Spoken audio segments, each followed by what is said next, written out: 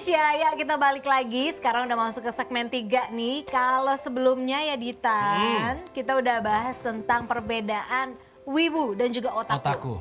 Ya sekarang kita mau bahas lagi tentang waifu dan husbu. Dan ini bukan tofu ya, ini bukan sejenis tahu ya, bukan makanan, tolong. Saya dengernya fufu sama Boba. kan, wofu gitu. Nih. Kirain tofu diapain Oke. gitu. Kita Oh, ngebahas sekarang tentang waifu. Waifu ini kalau dilihat dari kamusnya, istilah waifu ini udah bukan hal asing di kalangan para wibu atau bagi para pecinta anime Jepang ya. Jadi yang disebut waifu, sosok waifu adalah sosok yang sangat disukai oleh wibu. Bahkan para wibu ini rela membanding-bandingkan dengan orang lain. Jadi kayak tentang waifunya. Mereka nggak rela waifunya dibanding-bandingkan dengan orang lain. Sama kayak ibu-ibu ya, nggak rela dikomplain. Ibu jangan belok kanan, saya kiri belok ke Ibaratnya kanan. ini jadi dia ngefans, misalnya dia ngefans banget sama karakter A. Gitu kan. Ntar aku masih Kalau agak enggak, bingung. Oke, ada oke, game namanya jelasin. yang saya inget aja ya. Ah. Ada game namanya Street Fighter, udah lama banget. Itu ada karakter cewek namanya Chun-Li. Chun-Li. Chun-Li, yata. Kalau menang yata gitu. Tapi lo nggak pantas begitu. Gue ingetnya dia doang, soalnya gue gak inget yang Gue lain. jadinya bukan Chun-Li itu. Gue ingetnya Chun-Li gimana, yata. Kalau menang tuh gitu. Nah, dia tuh saking waifunya sama Chun-Li, dia gak rela Chun-Li di... cantikan karakter yang lain lagi.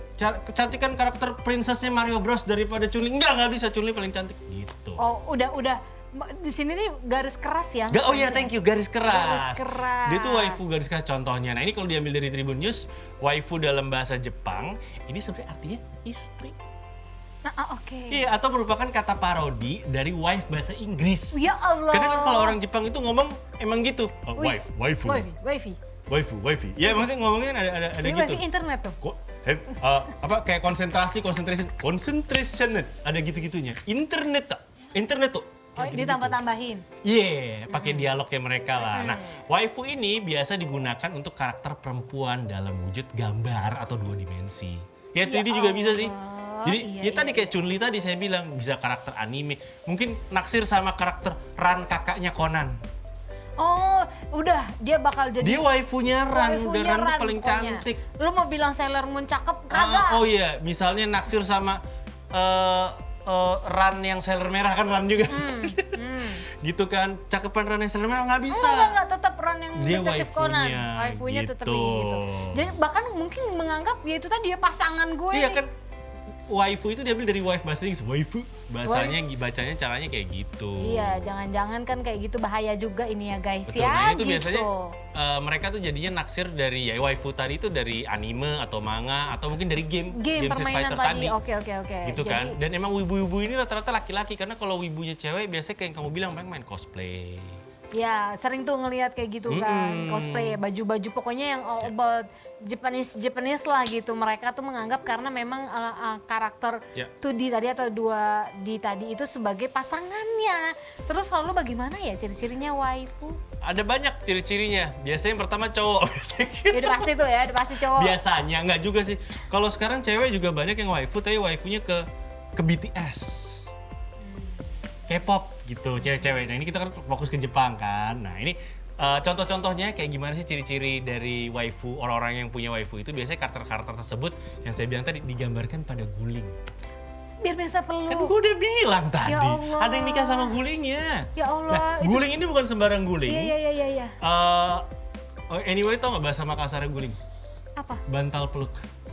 Next, gak beneran itu. Istri saya kan orang Makassar, next. Iya. Gue punya Next, pengalaman orang Makassar, gue gak pernah tahu. Beneran sih, saya nikah sama orang Makassar, saya tahu bahasanya. Oke, bantal apa kepala kabar? sama bantal kepala sama bantal peluk. Anyway, kalau kita ngomongin, mukanya biasa aja dong tolong.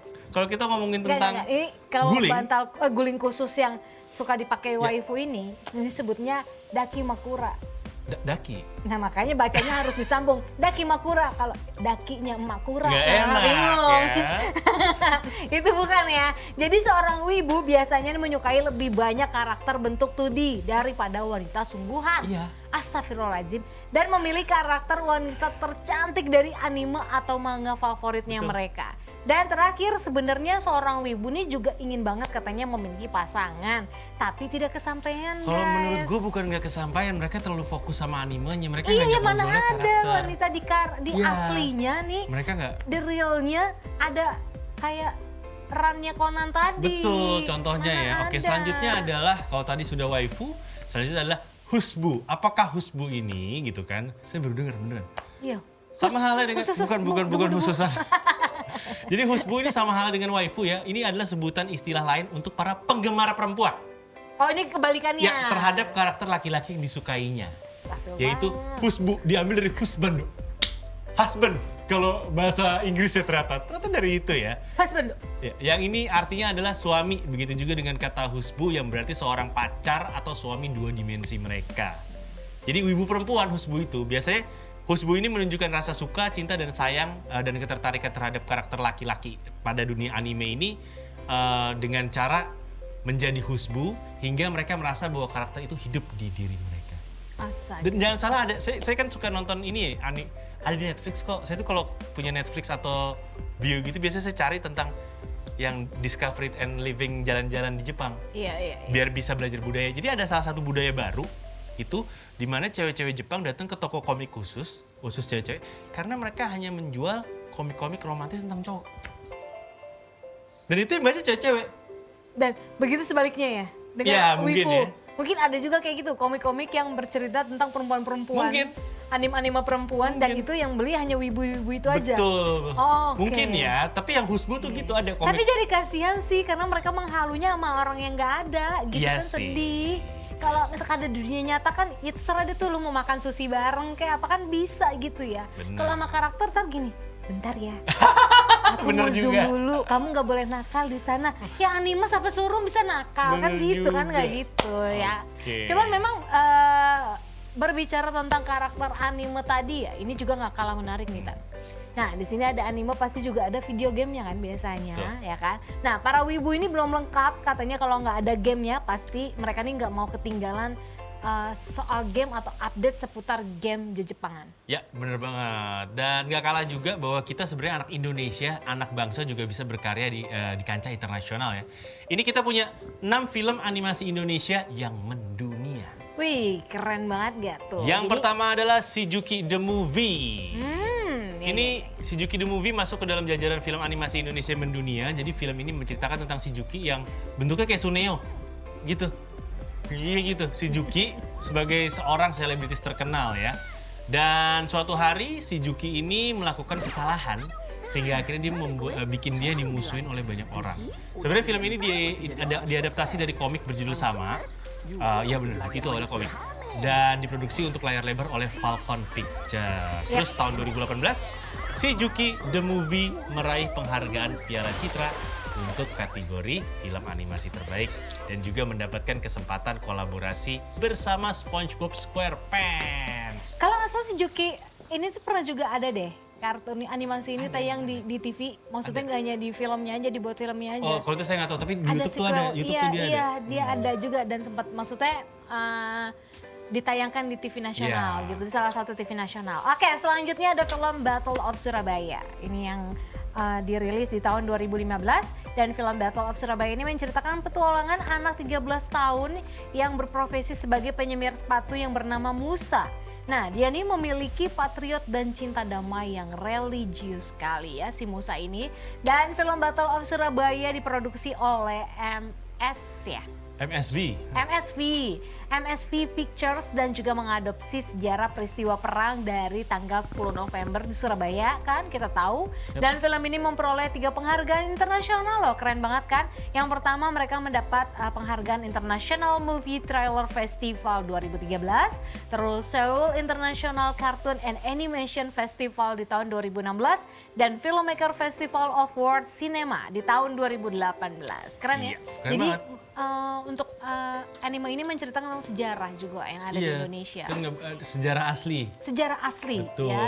Hari pahlawan kan jatuhnya tanggal 10 November Dan entah ya. kenapa jadinya keren kalau diangkat pakai bahasa Inggris ya The Battle of Surabaya. The Battle of Surabaya. Oke, dan Keren ya? selanjutnya ini di tahun 2008 ada film animasi berjudul Meraih Mimpi. Kalau ngomongin tentang Meraih Mimpi, ini merupakan film animasi musikal pertama asal Indonesia ya, Yes. yang mengadopsi film Sing to the Dawn. Jadi Film tersebut dirilis tahun 2008, diproduksi oleh Infinite Frameworks, dan ini adalah studio animasi yang berbasis di Batam dengan bantuan dana dari pemerintah Singapura. Batam Singapura memang udah Udah deketan. Mau ke Batam? Kamu mau ke Batam? Ya, dan setelah diadopsi menjadi film Sing to Dawn tayang di Singapura ya. Terus tayang di Korea Selatan juga, Malaysia, Rusia, dan film ini bahkan pernah tayang di Busan International Film Festival dan juga di Amerika Film Market. Oke, dan selanjutnya ada film berjudul Candy Monster. Saya kurang tahu nih tentang film ini, padahal rilisnya tahun 2020 film ini ya.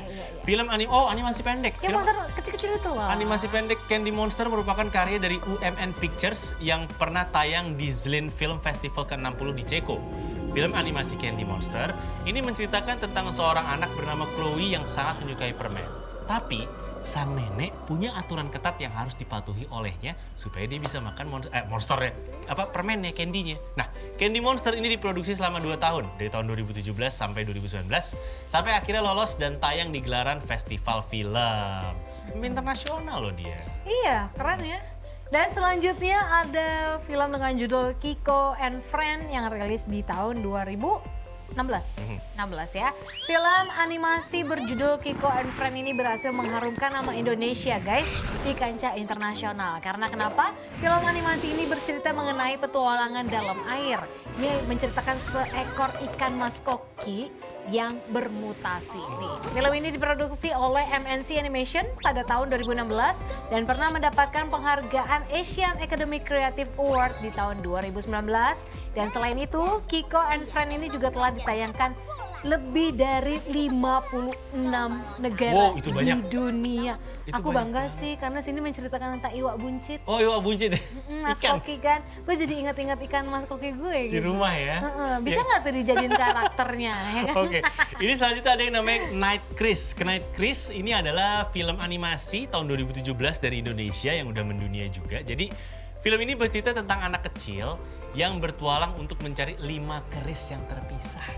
Nah, film ini sukses berhasil memenangkan banyak penghargaan seperti Piala Maya tahun 2017, kategori film animasi layar lebar terpilih 2017, dan juga penghargaan International Cartoon on Bay di Italia, dan penghargaan di London Independent Film Awards Inggris, dan juga pemenang ajang Calcutta Film Festival di India. Susah loh menang di Calcutta Film Festival. Iya, dan keren ya bisa menang. Makanya ini keren banget, anak-anak muda Indonesia, ini keren banget dan pasti animasinya juga nggak kalah keren juga.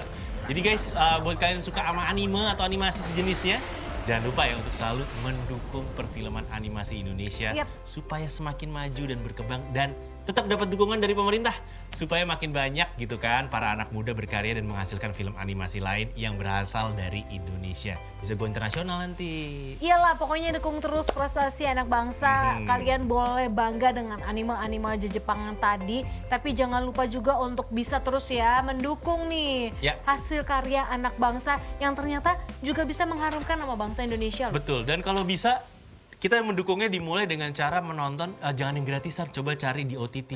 Iya, karena kan itu berbayar, Ya, berarti kan kita Netflixnya. menyumbang ya. Mungkin ada Netflixnya menyumbang, kita cari. membayar hasil karya mereka. Betul, kepada gitu. si pembuat karyanya, supaya pembuat karya bisa lebih jangan maju yang lagi. beli bajakan atau nonton yang bajakan terus dong. Itu tandanya kalian bisa mendukung hasil karya anak bangsa ya.